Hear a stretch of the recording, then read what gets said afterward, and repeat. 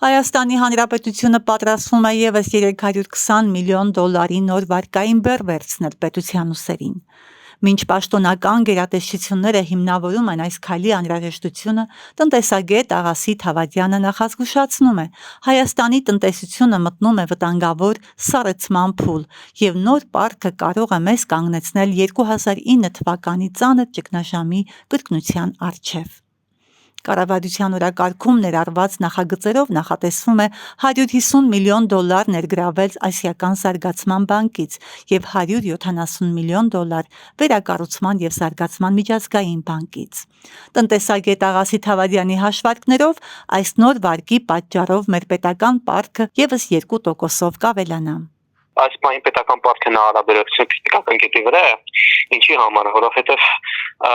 սահմանագծից անցել է մոտավորապես 52% սահմանաչափի վրա է, որը իհարկե չի հակասում ֆինանսների նախարարության ներքին կանոնակարգերին, որոնց հնա պետական պարտքի հարաբերակցությունը պիտի չգերազանցի 60% եւ եթե գերազանցվի 60%, ֆինանսների նախարարությունը որոշակի քայլեր ձեռնարկի ծախսերը կրճատելու համար, սակայն այստեղ կան այլ համակարգային խնդիրներ։ Տնտեսագետը ներկայիս իրավիճակը եւ 2000-ականների տնտեսական մեծ բումի միջև ակնհայտ զուգահեռներ է տեսնում, սակայն մատնանշում է կառավարման սկզբունքային տարբերությունը։ Առաջին հերթին այն իրավիճակը, որ այս պահին մեր մոտ ձևավորվել է, նման է 2002-ից 2008 թվականների իրավիճակին։ Նշեմ, որ 2002 թվականին մեր մոտ պետական պարտքի հարաբերակցությունը մոտավորապես 40%-ի շրջանակում։ Հետո բավականին մեծ քանակությամբ կապիտալ ներխսեց Հայաստանի Հանրապետություն,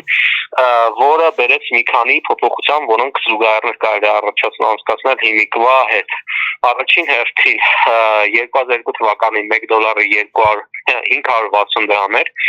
դրանից հետո 2008 թվականի նա արդեն իջել էր 305 դրամ, այսինքն բավականին իջել է նշելով, որ մեր քանակությամբ կապիտալ էր մտել Հայաստանի Հանրապետություն, որը բերեց նաև այդ ժամանակահատվածում անշարժ գների մոտ 10 անգամ աճի։ Եվ սա բերեց նաև պետական պարտքի իջեցմանը, որտեղ փողը գալիս է դոլարը արժեզրկում է դրամի համեմատ, նրան բավականին մեծ աճ էր ժամանակ 12% աճ։ Ու դրա վերջում 18% աճ եղավ, պետական պարտքի հարաբերակցությունը դառավ 18%, որը լավ էր, որտեղ 2009 թվականին եղավ ֆինանսական ճգնաժամը, մեծ ֆինանսական ճգնաժամ, որը հարվածեց նաև մեր տնտեսությանը, 2009 թվականին ունեցանք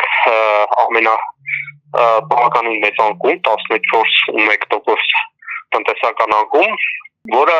այդ 18% ցուցանիշը պետական պարտքի հարաբերակցության բարձրացեց մինչև 40%-ի։ Ըստ Հավադյանի, այսօր երբ տնտեսական աճի տեմպերը դանդաղում են, նոր պարտք վերցնելը դառնում է կրկնակի վտանգավոր։ Հիմա այս ինչ որ տեղի ունեցել է վերջին շրջանակում 2022 թվականից, զուգահեռները ակնհայտ են։ Մեծ քանակությամբ կապիտալ է եկել Հայաստանի Հանրապետություն, որը ամրացրել է դրամը, թանկացրել է դրամը, իդեպ դրամը ամենաթանկացած արժույթներից է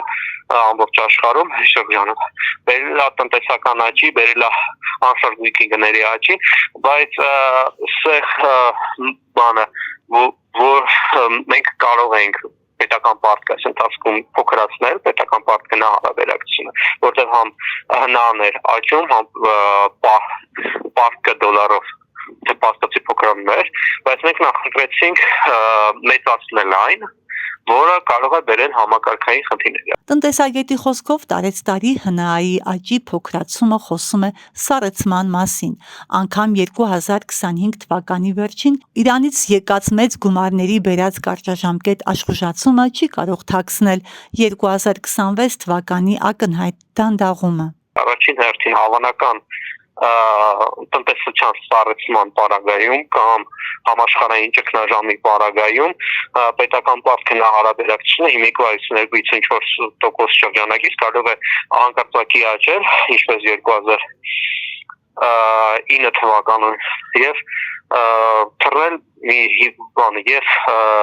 բարձրանալ 60%-ից ավելի 60-63% ավելին, որը հակասելու է ներքին կանոնակարգին ֆինանսների հաղթության եւ մենք ստիպված ենք լինելու ծախսերը կրճատելու։ Տնտեսագետ Աղասիթ Հավադյանը հիշեցնում է նաև, որ 2026 թվականին կապիտալի արտահոսքի եւ վճարային հաշվեկշռի թուլացման ֆոնին նման վարկերով պետական պարտքը եւս 2%-ով ավելացնելը ոչ թե երաշխավորված ներդրում է, այլ նոր ռիսկի գործոն, որի արդյունավետությունը խիստ կասկածելի է։